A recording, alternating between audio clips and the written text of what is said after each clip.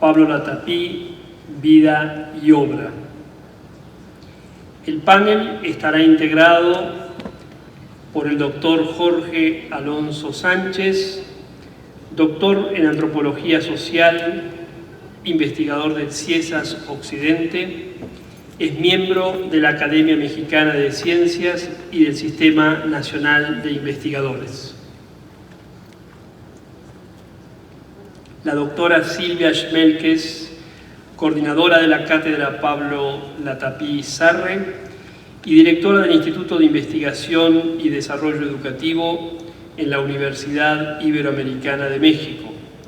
Fue directora del Centro de Estudios Educativos entre los años 1984 y 1994.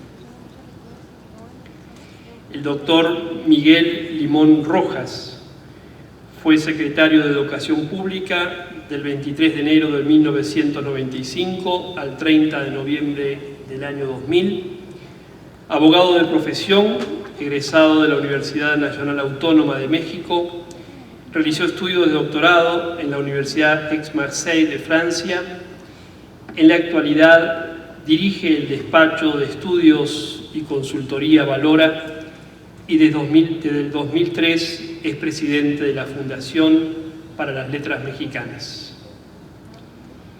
Y el doctor Miguel Badrés Parada, doctor en Filosofía de la Educación, profesor emérito del ITESO, donde imparte las cátedras de investigación educativa a nivel de licenciatura y ética del servidor público en la maestría de Política y Gestión Pública, quien será moderador del panel al que damos inicio en este momento.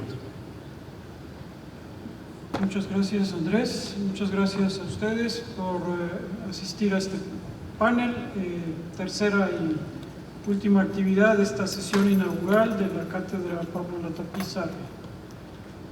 Este panel tiene por propósito presentar a ustedes con tres personajes que han tenido relación con la vida y la obra de Pablo Latapí en distintas formas, distintos escenarios, distintas tareas conjuntas, y la idea no es sino recuperar desde estas tres miradas, que desde luego pudieran ser 32, ¿verdad? Pero el tiempo no nos va a permitir eso, sino poco a poco en las distintas sesiones de la cátedra tendremos oportunidad de incorporar otras miradas, sino tres miradas fundamentales de la actividad de Pablo como investigador, como asesor y como inspirador.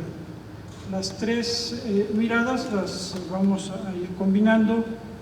La idea es darles la palabra a cada uno de nuestros invitados al panel y en la medida de lo posible pues intercambiar con ustedes al final, aunque probablemente quede poco tiempo. Vamos a empezar con la mirada de Jorge Alonso, antropólogo, como ya dijo Andrés, y alguna otra virtud que él nos presentará de sí mismo. Muchas gracias. Bueno, pues agradezco a la Ibero, al ITESO, a Miguel, a María Matilde, el que me hayan invitado a la inauguración de esta cátedra, y me parece magnífico que esta cátedra se haga en el ITESO. Y me da mucho gusto estar aquí con colegas tan prestigiados en educación como Miguel y Silvia.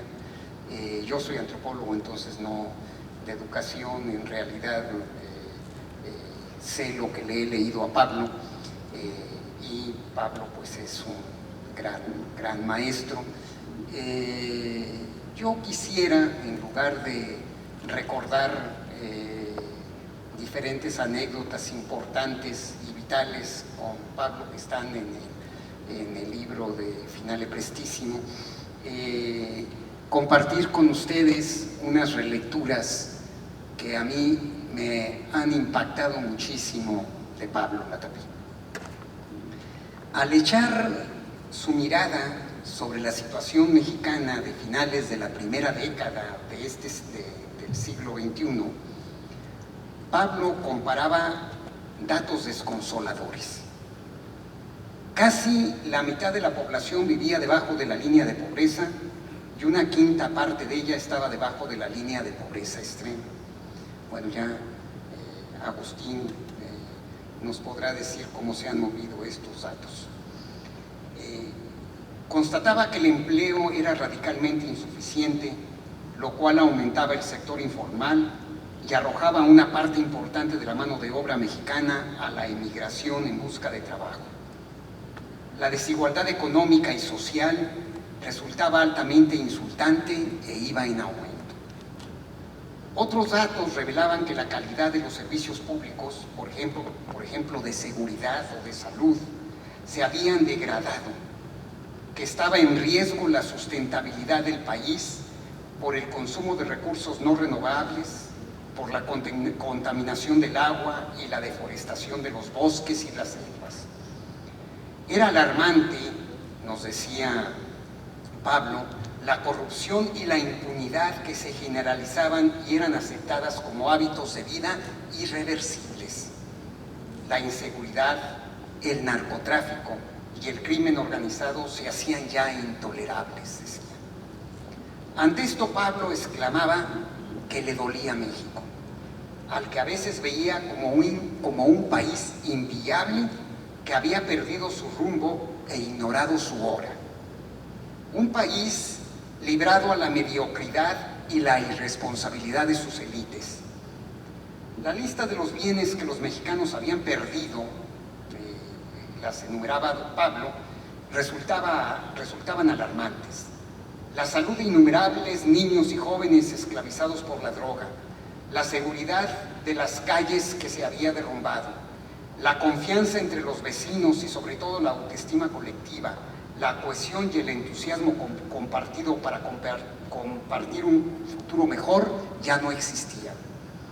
La Tapí se preguntaba cuándo, en algún momento de las últimas décadas, todos habíamos contribuido a este desastre, a que nos pusiéramos al borde del precipicio. Él nos llamaba la atención de que había que fijarnos en particular en la educación nacional y decía que tenía rasgos deprimentes. Tanto la educación pública como la privada estaban plagadas de deficiencias.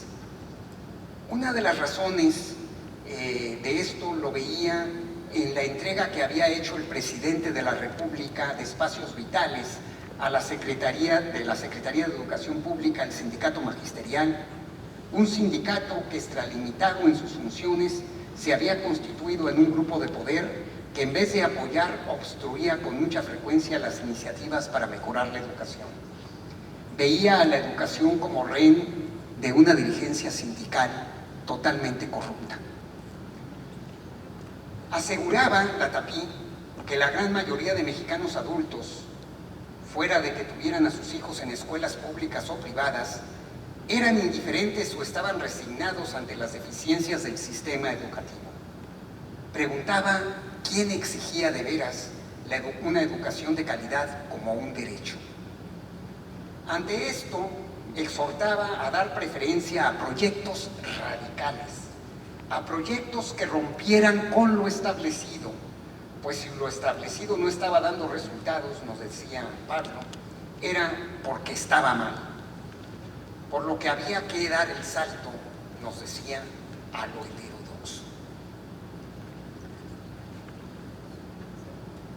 Profundizó en el tema de la calidad de la educación universitaria y de la educación en sí. Decía que había instituciones educativas de educación superior que presumían que eran de excelencia. La Tapí hizo una crítica demoledora de esto. El propósito de ser excelente conllevaba la trampa de una secreta arrogancia. Lo que una pedagogía sana debía procurar, nos decía, era incitarnos a desarrollar nuestros talentos, preocupándonos por que sirvieran a los demás. Recalcaba que querer ser perfectos desembocaba en el narcisismo, el egoísmo y la inutilidad. Invitaba a los maestros a formar a sus estudiantes en la realidad, a invitarlos a desarrollar su autoestima y a ser mejores, a madurar, pero asumiendo siempre su riesgosa condición humana y a estrechar lazos solidarios con todos, sobre todo con los más débiles.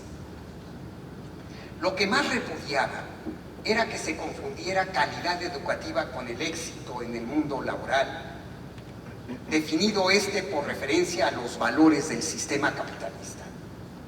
Enfatizaba que era una perversión inculcar a los estudiantes una filosofía del éxito en función de la cual debían aspirar al puesto más alto, al mejor salario, a la posesión de más y más cosas, por inútiles que fueran. Subrayaba que era una equivocación pedagógica llevarlos a la competencia despiadada con sus compañeros porque tenían que ser triunfadores. Se cuestionaba, para que haya triunfadores, ¿no debía haber perdedores pisoteados por el ganador? ¿No éramos todos necesariamente y muchas veces perdedores que al lado de otros perdedores debíamos compartir con ellos nuestras comunes limitaciones? Criticaba el concepto de líder que pregonaban los idearios de algunas universidades.